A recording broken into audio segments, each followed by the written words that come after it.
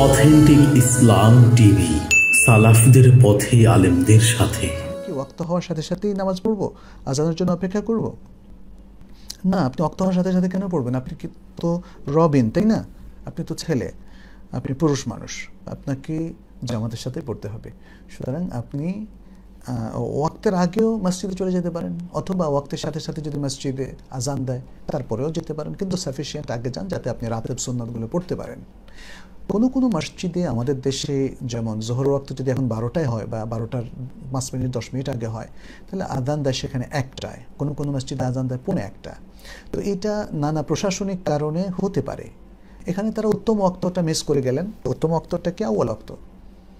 যদিও জোহরটা গরমের সময়, প্রচণ্ড গরমের তাপ যখন তৈরি হয় তখন একটু দেরি করে পড়াটা উত্তম, কিন্তু আমরা স্বাভাবিক অবস্থার কথা বলছি, যখন গরম হয় না। তাহলে আপনি আউয়াল ওয়াক্তে না পড়লে আউয়াল ওয়াক্তটা মিস করলেন, কিন্তু তারপরেও আপনি জামাতে পড়াটা আউয়াল ওয়াক্তে একাকি পড়ার চাইতে উত্তম।